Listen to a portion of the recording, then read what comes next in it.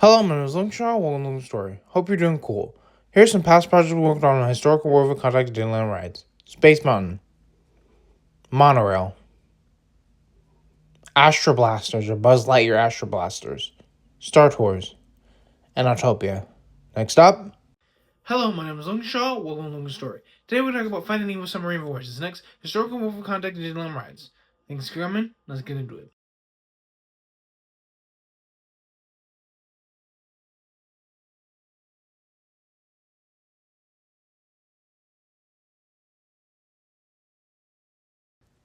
The special effects team at Walt Disney Imagineering eventually developed new projection technology, and around the same time, the Pixar film Finding Nemo was in development, which had the potential for a submarine voyage re-theme. Okay, so there's something indifferent about the saying of staying above water.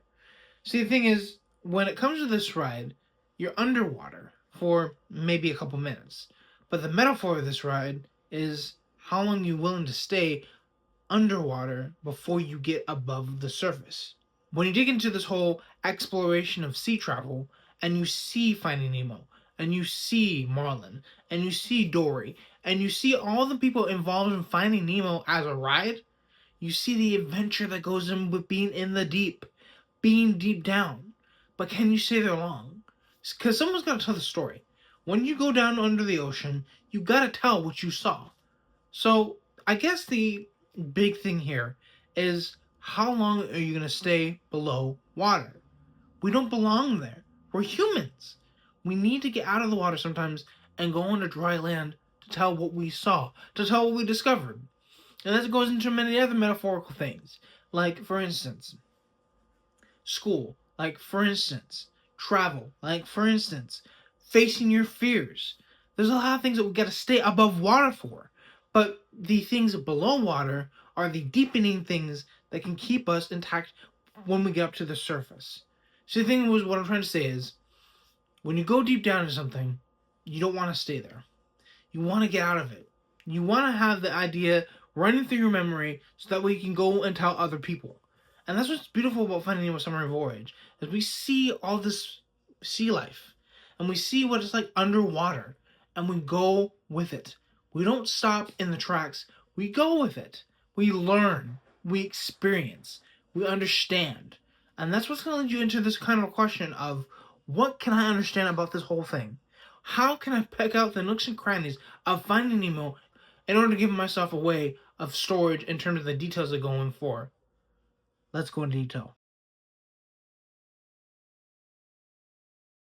Okay, so the thing is, when you look at this ride, it's plainly to see that the big ocean blue has a lot to it.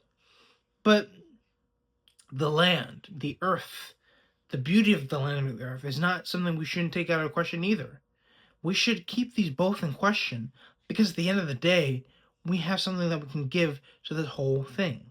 See, the thing is, when you're thinking about the ride going under the sea and seeing what you can see, that's why there's a song called Somewhere Beyond the Sea.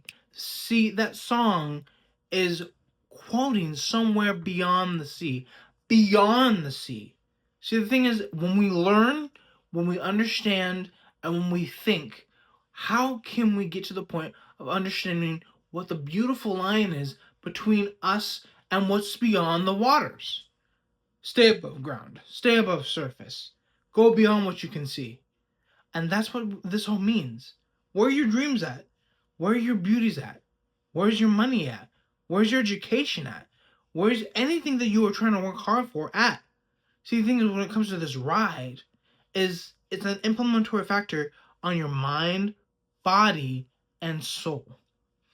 And when it comes down to exploration of sea life, you want to go beyond the sea. What's beyond somewhere that you want to go? What's beyond somewhere you're staying above water for? What's a career you're going for that you're staying above water for? See, the thing is, when it comes down to the whole premise of this ride, is yes, it's fun to be underneath something. Yes, it's fun to go on a deep dive of something, but you gotta rise up because you don't breathe underwater. You breathe the fresh air. Understand this. Experience the ocean. Experience Disney World. Experience things of your nature. because there's always home to go home to. Application, of course.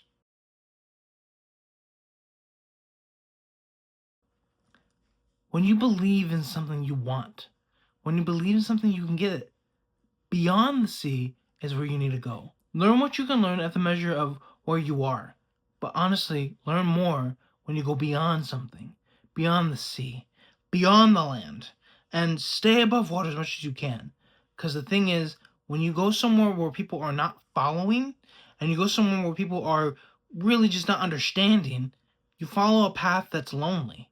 But the thing is, the lonelier you are, the more experienced you will be.